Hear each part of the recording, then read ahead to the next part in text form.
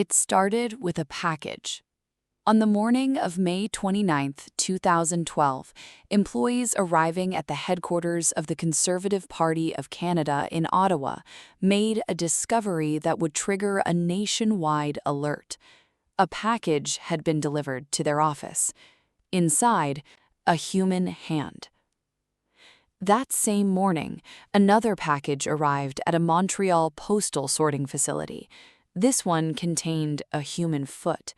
And within days, more body parts sent deliberately, methodically to schools and offices across Canada. Police traced the packages back to a Montreal apartment. Inside, they found what remained of Jun Lin, a 33-year-old student who had come to Canada to build a life. But the person responsible was already gone. He had filmed everything.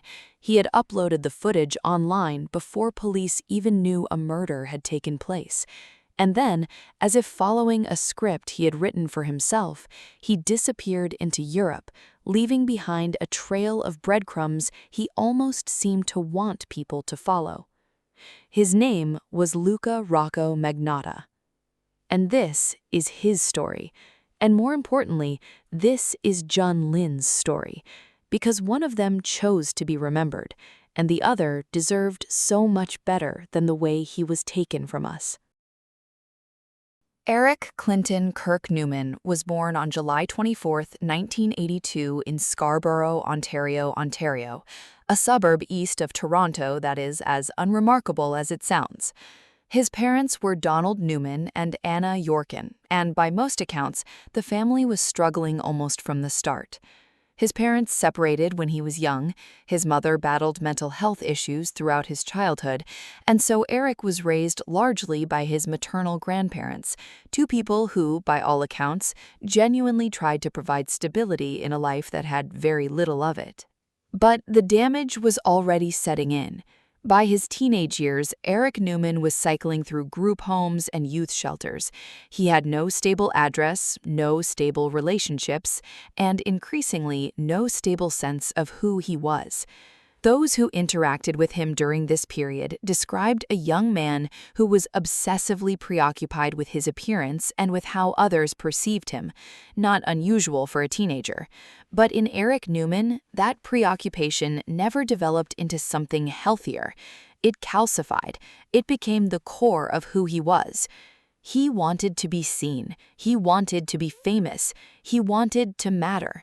And when the world didn't give him that, he decided to take it.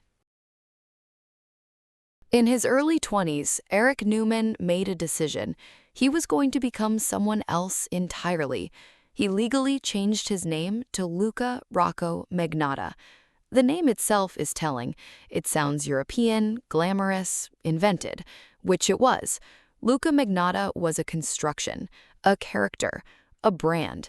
He relocated to Montreal and began building an online presence with an intensity that, in hindsight, was deeply unsettling.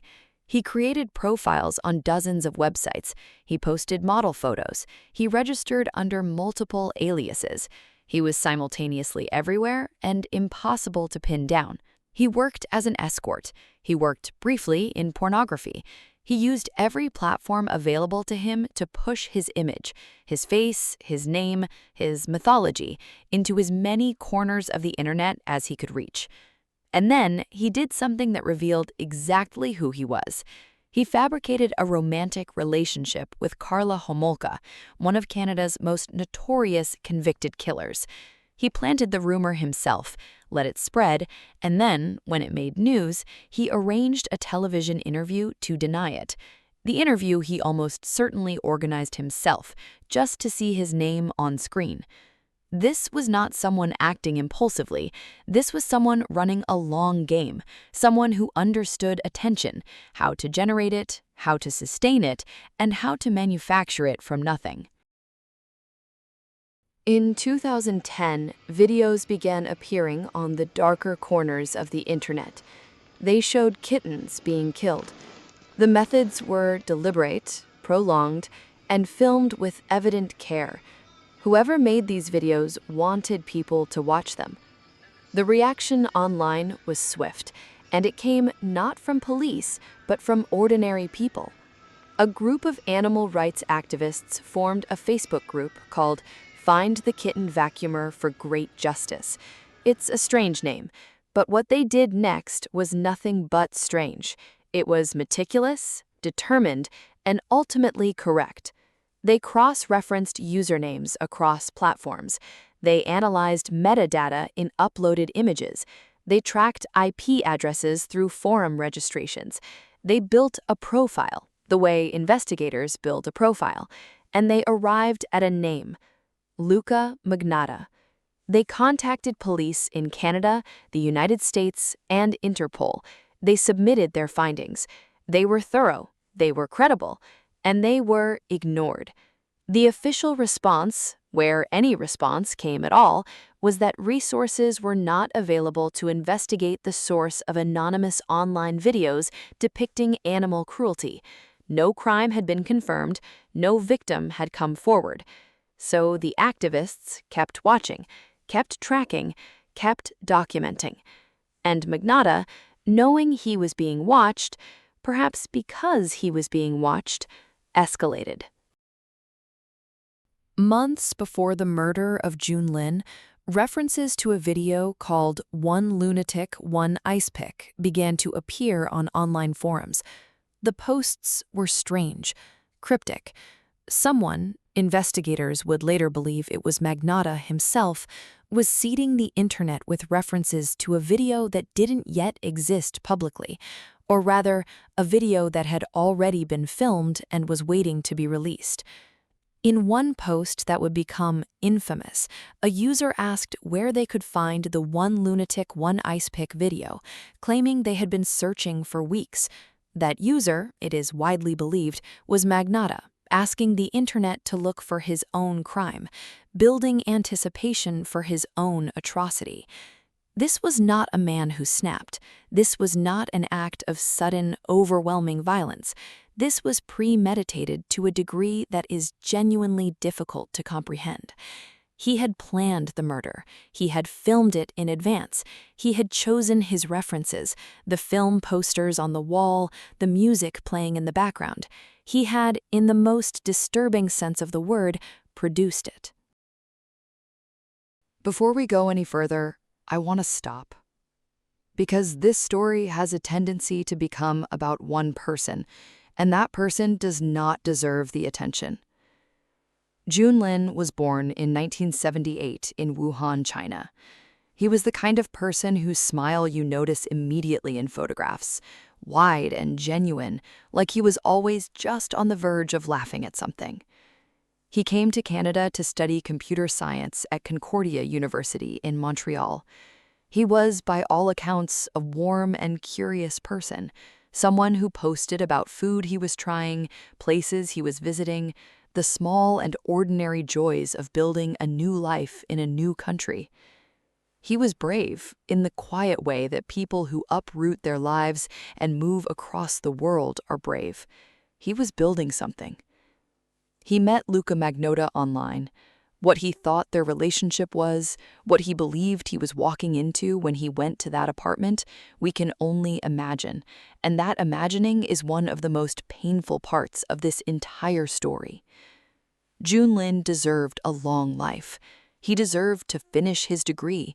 He deserved to go home and tell his parents about everything he had seen and done in Canada. He deserved so much better than this. On May 24, 2012, Victoria Day in Canada, Luka Magnotta murdered Jun Lin inside his apartment on Dakari Boulevard in Montreal, Canada.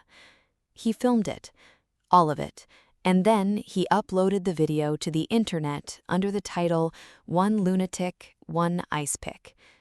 The video spread. It reached Gore forums, then the broader internet. People reported it to authorities, others shared it.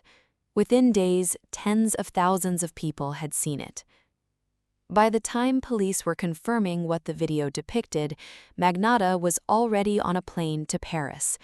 Before he left, he mailed body parts to political party headquarters and elementary schools across Canada. The head of Jun Lin was never recovered. The deliberateness of all of it, the filming, the uploading, the mailing, the flight, tells you everything you need to know about who Luka Magnotta was. This wasn't chaos. This was choreography. On May 30th, 2012, 6 days after the murder, Interpol issued a red notice for Luka Magnotta. His face appeared on screens around the world. Canadian media was in a frenzy. International broadcasters picked up the story. The manhunt became global news almost overnight. And Luka Magnotta, the man Interpol was hunting, was sitting in internet cafes reading articles about himself. He did not hide, not in any meaningful sense. He checked into hotels under variations of his name. He visited tourist sites. He was in Paris, then moved toward Germany. He was not behaving like someone trying to disappear. He was behaving like someone waiting to be found. On June 4th, 2012, 11 days after he murdered Jun Lin, a staff member at an internet cafe in Berlin recognized him. The employee had seen his face on the news and looked up from across the room and understood with absolute certainty who was sitting there. Police were called. Magnotta was arrested. Surveillance footage of the arrest is remarkable in a deeply uncomfortable way. He is calm, almost composed. As officers approach and close in around him, he seems in some impossible way to be performing. Even his capture was a scene he had imagined. Luka Magnotta was extradited back to Canada and stood trial beginning in September 2014, more than 2 years after the murder of Jun Lin. His defense team mounted a not criminally responsible plea, arguing that Magnotta suffered from severe schizophrenia, that he had been controlled by a delusional alternate persona he called Manny, and that he had not understood the nature of what he was doing. The prosecution dismantled this argument methodically. They pointed to the months of online activity before the murder, the seeding of forum posts, the deliberate film references embedded in the video, the pre-arranged escape route, the calculated mailing of body parts. They argued that every element of this crime was planned, and that planning, by definition, requires understanding. The jury agreed. On December 23, 2014, Luka Magnotta was found guilty of first-degree murder, along with 4 additional charges including indignity to a human body and mailing obscene materials. He was sentenced to life in prison, no possibility of parole for 25 years. I want to be honest with you about something. Making a video about Luka Magnotta is, by its very nature, giving him exactly what he wanted. His entire life was organized around a single goal: being known, being talked about, mattering to strangers. And yet, cases like this one have to be discussed, because the failures that led to Jun Lin's death were systemic, and they are not unique to 2012. A community of civilians identified Magnotta as dangerous, correctly, more than 2 years before the murder. They contacted law enforcement. They were dismissed. A man died who did not have to die.